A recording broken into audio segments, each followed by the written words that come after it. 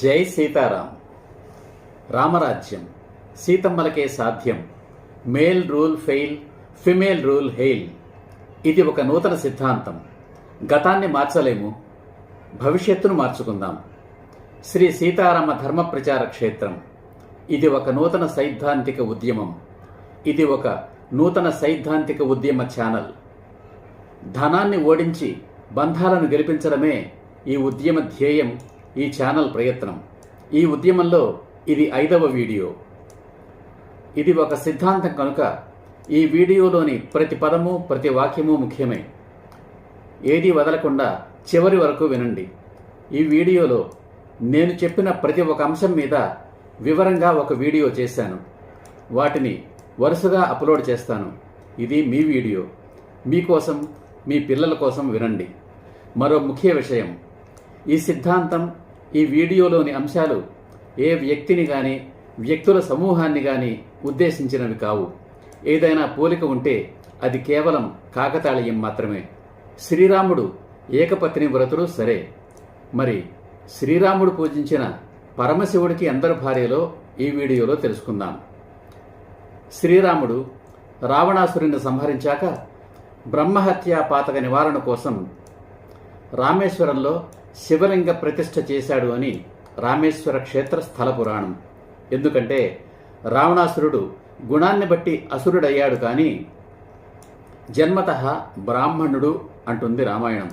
ఎంత చంపదగిన వాడైనా బ్రాహ్మణుని చంపరాదు అంటుంది శాస్త్రం. భారతదేశంలో ఆసేతు హిమాచలం శివుడి ఆలయాలు అసంఖ్యాకం.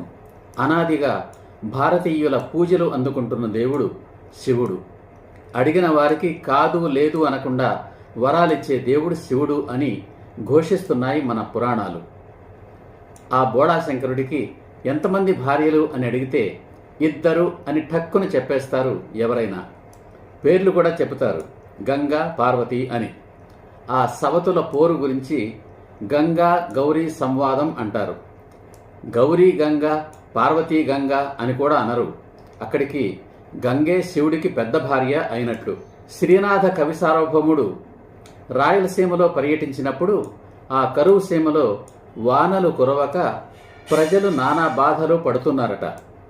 వారి బాధలను చూడలేక శ్రీనాథుడు సిరిగలవానికి చెల్లును తరుణులు 16,000 తగ పెండ్లాడన్ తిరిపిమునకిద్దరాండ్రా పరమేశ గంగ విడువు పార్వతి చాలున్ అని పద్యం ఒకటి చెప్పాడట చమత్కారంగా. సిరి సంపదలకు అధిదేవత అయిన లక్ష్మీదేవి విష్ణుమూర్తి భార్య కనుక ఆయన కృష్ణావతారంలో 16,000 మందిని పెళ్లి చేసుకున్నా అతనికి చెల్లుతుంది. కానీ పరమేశ్వర, అడుక్కు తిని బ్రతికే నీకెందుకయ్యా 2 భార్యలు? నీ అర్ధాంగి అయిన పార్వతీదేవి నీకు చాలు, గంగను మాకు విడిచిపెట్టవయ్యా అని ఆ పద్య భావం. ఈ రాయలసీమలో వానలు కురిపించు అన్నది ఆ మహాకవి ఉద్దేశ్యం. అతని చమత్కారానికి ముగ్ధుడైన పరమేశ్వరుడు వెంటనే వర్షం కురిపించాడట. కురుకుల వృద్ధుడైన శాంతనవుడు శివ సముద్రుల భార్యయ్యకు గంగా గర్భమును జనించలేదా, ఈయనదే కులము అని దుర్యోధనుడితో అడిగిస్తాడు మరో సినీ కవి. మహాభారత కథలో శంతన మహారాజును పెళ్లాడి భీష్ముడితో పాటు అష్టవసువులకు జన్మనిచ్చింది గంగ. ఇంతకీ గంగ ఎవరి భార్య? శివుడి భార్య, సముద్రుడి భార్య, శంతనుడి భార్య? గంగ శివుడి భార్య అయితే ఎవడికి పడితే వాడికి భార్య ఎలా అవుతుంది? పార్వతీదేవిని మోహించిన మహిషాసురుడి గతి ఏమైంది? ఆది దంపతులు శివపార్వతులు. తన శరీరంలో సగభాగం పార్వతీదేవికిచ్చి తాను సగమయ్యాడు పరమేశ్వరుడు. అలా వారు ఆది దంపతులయ్యారు. శివుడు గంగను ఎప్పుడూ ఎక్కడా పెళ్లి చేసుకోలేదు. మరి గంగ శివుడి భార్య ఎలా అయింది? శివుడి నెత్తిన ఎలా ఎక్కి కూర్చుంది? చూద్దాం. అందరికీ తెలిసిన కథే.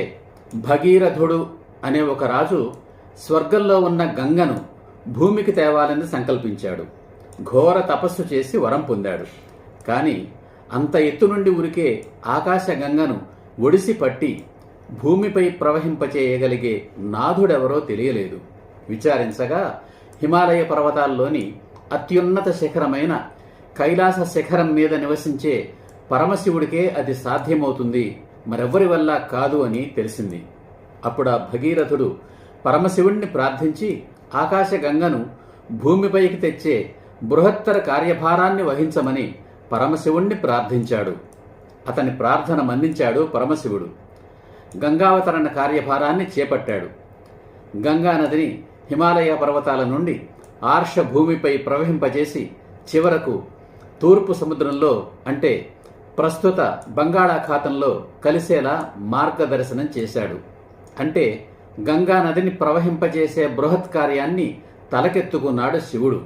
అలా గంగాధరుడయ్యాడు. విజయవాడ కనకదుర్గమ్మ గుడిలో అపురూపంగా శిల్పాల రూపంలో మలచిన ఆ అద్భుత ఘట్టాన్ని మన తెలుగు వాళ్ళందరూ చూసే ఉంటారు. దానినే గంగావతరణం అంటారు. ఎవరైనా నిబద్ధతతో ఆఫీసులో పనిచేస్తూ ఉంటే అతనికి ఆఫీసు రెండో భార్యరా అని అంటారు. అంతేకాదు, ఆయనకి ఆఫీసే పెద్ద భార్య అండి, నేనే చిన్న భార్యను అంటుంది ఆ మహాశయుడి ఇల్లాలు. అలాగే ఎవరైనా తనది కాని పని కోసం కష్టపడుతుంటే రోడ్డున పోయే అడ్డమైన పనిని నెత్తికెత్తుకుంటావెందుకురా అని పెద్దవాళ్ళు అంటూ ఉంటారు. ఆ విధంగా గంగా నది శివుడికి రెండో భార్య అయి నెత్తినెక్కి కూర్చుంది. దానికి తోడు చిత్రకారులు, శిల్పకారులు తమకు తోచిన విధంగా శివుడి శిరస్సుపై గంగమ్మ తలను, ఆమె నోట్లోంచి ఉమ్ముతున్నట్లుగా చిమ్ముతున్నట్లుగా నీటి ధారను చిత్రించి తమ సృజనను చాటుకున్నారు. కానీ నిత్యం మనం పూజించే శివలింగం పానవట్టం రూపంలో పార్వతీదేవితో అర్ధనారీశ్వర తత్వాన్ని ప్రకటిస్తూ ఉంటుంది. కానీ గంగ ఎక్కడా కనిపించదు. కనుక పరమేశ్వరుడు నిస్సంశయంగా ఏకపత్ని వ్రతుడే. పార్వతీ పరమేశ్వరులు ఆది దంపతులు, సీతారాములు ఆదర్శ దంపతులు. బాగుంది. ఏకపత్ని వ్రతాన్ని పాటించిన శ్రీరాముడు సాక్షాత్తు విష్ణుమూర్తి అవతారమే కదా, మరి విష్ణుమూర్తికి ఇద్దరు భార్యలు కదా అని అడగచ్చు. అదే చూద్దాం. విష్ణుమూర్తికి ఇద్దరు భార్యలు అంటారు. వాళ్ళెవరు? శ్రీదేవి, భూదేవి. కృతయుగంలో క్షీరసాగర మథనంలో ఉద్భవించిన శ్రీదేవిని అంటే లక్ష్మీదేవిని తన భార్యగా గ్రహించాడు శ్రీమన్నారాయణుడు. మరి భూదేవిని ఎప్పుడు పెళ్లాడాడు? పైగా విష్ణుమూర్తికి భూదేవి పిల్లనిచ్చిన అత్త వరుస అవుతుంది. లక్ష్మీదేవి క్షీర సముద్ర రాజతనే కదా, ఆ సముద్రం ఉన్నది భూమి మీదనే కదా. కనుక శ్రీదేవి తల్లి భూదేవి విష్ణుమూర్తికి అత్త. విష్ణుమూర్తి అవతారమైన శ్రీరాముని పత్ని సీతాదేవి భూదేవి కూతురే. శ్రీరాముడికి కూడా భూదేవి అత్తవరసే. మరి భూదేవి విష్ణుమూర్తికి భార్య ఎలా అయింది? కనుక విష్ణుమూర్తి కూడా ఏకపత్ని వ్రతుడే. మన పురాణాల ప్రకారం విష్ణువు స్థితికారకుడు. బ్రహ్మదేవుడు సృష్టించిన సమస్త జీవరాశులను, ఆ జీవరాశులు నివసిస్తున్న భూమిని పాలించడమే విష్ణుమూర్తి కర్తవ్యం. ఆయన భూమిని పరిపాలించేవాడు, భూమిని భరించేవాడు అంటే భర్త. అలా శ్రీనాథుడు భూనాథుడయ్యాడు. అంతే తప్ప భూదేవికి మొగుడు కాదు. భూమి లేకుండా సముద్రం లేదు, సముద్రం లేకుండా భూమి లేదు. భూమికి సముద్రానికి విడదీయలేని సంబంధం, రెండూ ఒకటే. లక్ష్మి అంటే సంపద. సంపద అంతా భూమిలోనూ సముద్రంలోనే కదా లభించేది. ప్రకృతిలో కనిపించే ప్రతి అద్భుతాన్ని దేవుడుగాను దేవతగాను భావించి గౌరవించారు, పూజించారు మన పూర్వీకులు. అందుకే శ్రీదేవి అన్నా భూదేవి అన్నా ఒక్కరే. శ్రీమన్నారాయణుడు కూడా ఏకపత్ని వ్రతుడే. అయితే సందట్లో సెడేమియాల్లాగా, రామాయణంలో పిడకల వేటలాగా అదనపు భార్యల కోసం, విలయాండ్ల కోసం వెంపర్లాడే గడసరి మగరాయిళ్ళు, మగ మేధావులు తమ పబ్బం గడుపుకోవడం కోసం రచించిన వంచన చిత్రకల్పన శిల్పం మన దేవతల బహుభార్యత్వం. మన దేవతలందరికీ ఇద్దరేసి భార్యలు, నేను చేసుకుంటే తప్పేమిటి అని సమర్థించుకుంటాడు మగవాడు. స్త్రీ జాతి రక్షణ కోసం ఏర్పడిన వ్యవస్థ వివాహం. స్త్రీ జాతి సురక్షితంగా ఉంటే సమస్త మానవ జాతి సురక్షితంగా ఉన్నట్లే. కనుక వివాహ వ్యవస్థ కేవలం స్త్రీ జాతికే కాదు, సమస్త మానవ జాతికి రక్షణ కవచమే. బహుభార్యత్వం, విడాకులు, వ్యభిచారం అనేవి ఆ రక్షణ కవచానికి తూట్లు. ఆ తూట్లు పొడిచేది మగవాళ్ళు.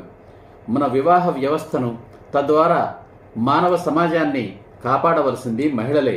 కాపాడగలిగేది మహిళలే. అందుకే రామరాజ్యం సీతమ్మలకే సాధ్యం. Male rule fail, female rule hail. ఇప్పటి వరకు ఈ ఉద్యమ వీడియోల సారాంశం. ఒక క్రొత్త సిద్ధాంతం. రామరాజ్యం సీతమ్మలకే సాధ్యం.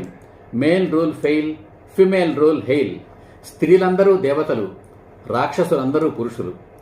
ప్రాణాలు పోసేవారు దేవతలు, ప్రాణాలు తీసేవారు రాక్షసులు.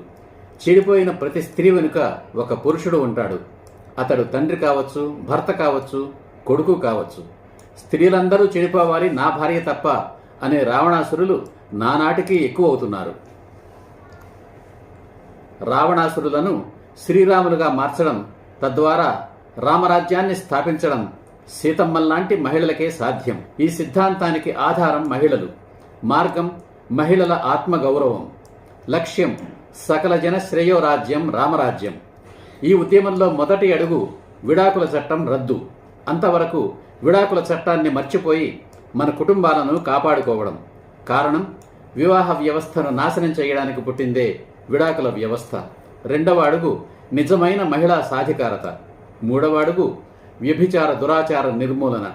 రామరాజ్యం అంటే వ్యభిచారం లేని రాజ్యం. రామరాజ్యం is where there is no prostitution. మూడవ ప్రపంచ యుద్ధం రాకుండా ఉండాలి అంటే ఒక్క భారతదేశంలోనే కాదు, ప్రతి దేశంలోనూ రామరాజ్యం స్థాపించబడాలి. పురుషులందరూ రామయ్యలైతే అదే రామరాజ్యం. శ్రీరాముని ఆదర్శం ఏకపత్ని వ్రతం, పరస్త్రీల పట్ల గౌరవం, పరుల సంపదల పట్ల విముఖత, దేశభక్తి, శీలం. ఇవే రామరాజ్యానికి అర్థం, ఆధారం. శ్రీరాముడు పూజించిన శివుడు, విష్ణుమూర్తి కూడా ఏకపత్ని వ్రతులే. ఈ సరికొత్త సిద్ధాంతం, ఈ సరికొత్త ఉద్యమం, ఈ సరికొత్త సత్యాగ్రహ సమరం నచ్చితే లైక్ చేయండి. నచ్చకపోతే మరోసారి చూడండి, వినండి. అప్పటికీ నచ్చకపోయినా ఏమైనా సందేహాలున్నా కామెంట్స్లో తెలియచేయండి, సమాధానమిస్తాను. మీరు కన్ఫ్యూజన్ కాకూడదనే చిన్న వీడియో చేశాను. మళ్ళీ వినండి. నచ్చకుంటే మీ అభిప్రాయాన్ని తెలియచేయండి. నచ్చితే ఈ ఉద్యమంలో పాలు పంచుకోండి. పాలు పంచుకోవడానికి మీరేమీ రోడ్లెక్కక్కర్లేదు, ధర్నాలు చేయక్కర్లేదు. వెంటనే లైక్ చేయండి, సబ్స్క్రైబ్ చేయండి, మీ బంధుమిత్రులందరికీ షేర్ చేయండి. లైక్ చేయించండి, షేర్ చేయించండి, సబ్స్క్రైబ్ చేయించండి. తరువాతి వీడియో నోటిఫికేషన్ కోసం బెల్ ఐకాన్ మీద క్లిక్ చేయండి. అంతే, ఈ ఉద్యమంలో మీరు భాగస్వాములైనట్టే. ఈ వీడియోను మీరు చూసి తరువాతి వీడియో కోసం ఎదురు చూస్తున్నారు అని నాకు తెలియడానికి ఈ వీడియోను లైక్ చేయండి. ఈ ఉద్యమం విజయం సాధించే వరకు అలా అనుసరిస్తూనే ఉండండి. ఈ ఉద్యమ లక్ష్యం నెరవేరడానికి కొన్ని సంవత్సరాలు పట్టవచ్చు. ఈ తరానికి సాధ్యం కాకపోవచ్చు, మరొక తరం పట్టవచ్చు. అయినా కొనసాగించాలి. రాబోయే తరంలోనైనా రామరాజ్యం రావాలని ఆశించి అడుగు వేద్దాం. మన పిల్లలైనా సుఖ సంతోషాలతోనూ ఆరోగ్య సౌభాగ్యాలతోనూ జీవించగలగాలని ఆశించి అడుగు వేద్దాం. ఈ ఉద్యమానికి బీజం మాత్రమే నేను వేస్తున్నాను. నారు పోసి నీరు పోసి పెంచవలసింది పెంచగలిగింది సీతమ్మల్లాంటి మహిళలు, రామయ్యల్లాంటి పురుషులు. ఈ ఉద్యమానికి, ఈ సత్యాగ్రహ సమరానికి నాయకత్వం వహించండి. ఈ ఉద్యమానికి సీతమ్మల్లాంటి మహిళలందరూ నాయకురాళ్లే, రామయ్యల్లాంటి పురుషులందరూ నాయకులే. తరువాతి వీడియోలో హిందూ మతంలో 33 కోట్ల మంది దేవతలు అనే విషయాన్ని చర్చించుకుందాం. మరో ముఖ్యమైన విషయం, ఈ వీడియో శ్రీరాముని దైవంగా నమ్మే హిందువుల కోసం, శ్రీరాముని దైవంగా నమ్మని హిందువుల కోసం కూడా, మహిళా మతల్లుల శ్రేయోభిలాషులు ఎవరైనా వారందరి కోసం. జై హింద్, జై సీతారాం.